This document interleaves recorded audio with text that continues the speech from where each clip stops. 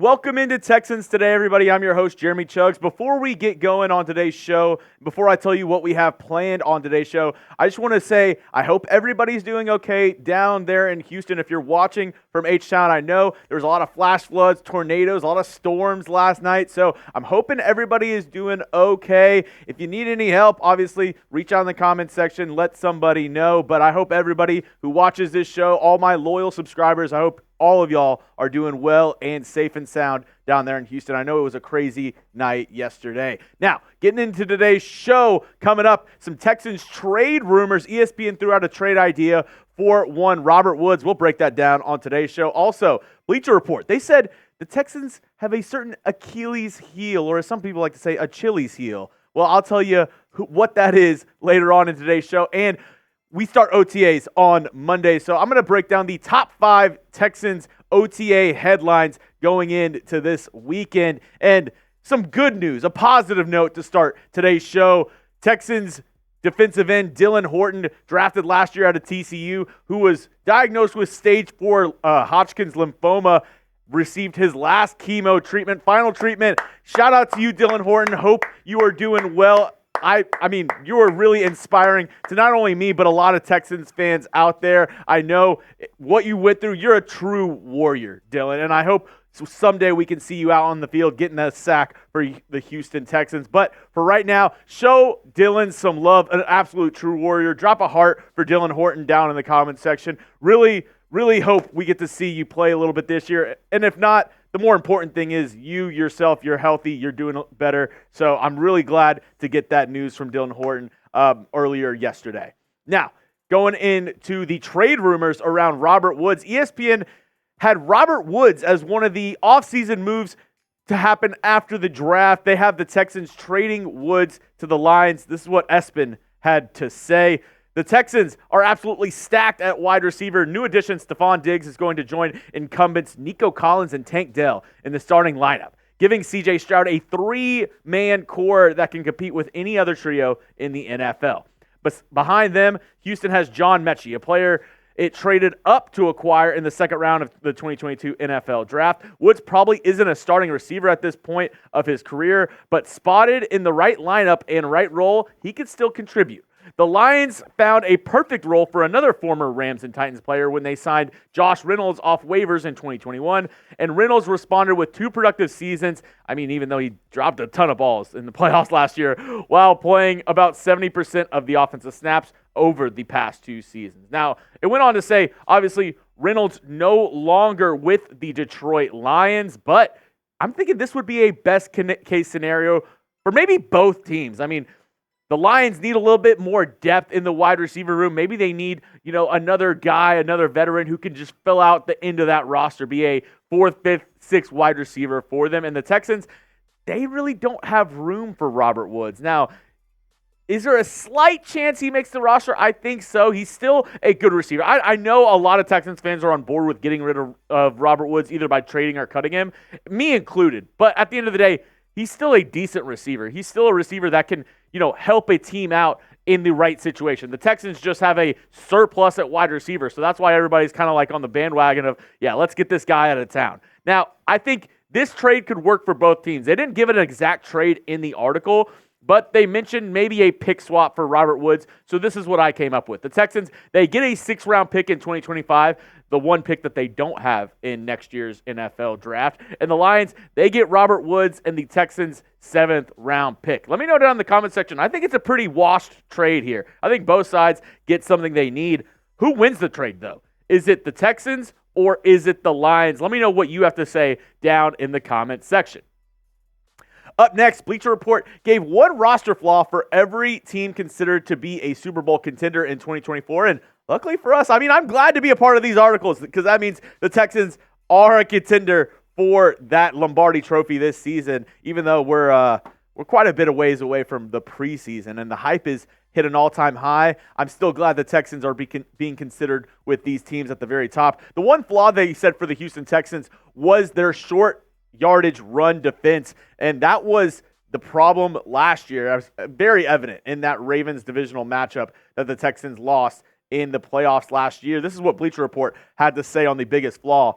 The Texans struggled to keep rushing attacks out of the end zone when their opponents advanced the ball deep in their territory last season. In 2023, Houston allowed 19 rushing touchdowns, which ranked 27th league-wide. It gave up 15 of those rushing scores on plays within 10 yards of the goal line. The Texans attempted to bolster their defensive line by signing Dylan Hortan, Foley, Fatukasi, and Denico Autry this offseason. Hunter and Autry logged a combined 35 tackles for loss last season, and the former led the league in that category. They should be able to shore up Houston's run defense, but with Autry entering his age 34 campaign, the Texans should be aware of a potential drop-off in his production, which is to be noted. I mean, me along with a lot of, Texans content creators, Texans beat writers were saying, Denico Autry, sneaky signing of the whole offseason. What a great signing.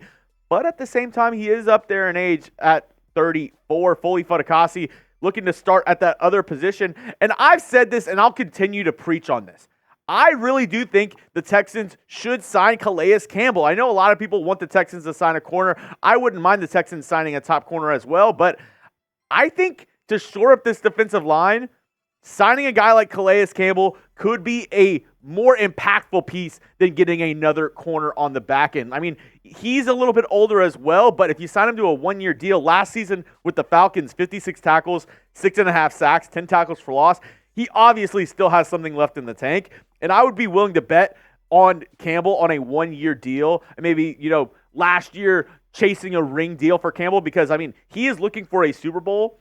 And if that's not motivation enough to really help this team get over the hump, I don't know what is. But talking about this run defense with the Houston Texans, what's your confidence level that the Texans got better in this unit going into this season? Scale it 1 to 10. 1, you think they'll be the worst in the league? 10, you think they'll be the best? Last year, I would put the Texans around a 4 or a 5 of how they did last year with their run defense. They got shredded from time to time. A reason why they signed or traded for Joe Mixon and then extended him is he shredded them when the Texans played the Bengals last year. But let me know your confidence level in the Texans going into this year. Scale it 1 to 10.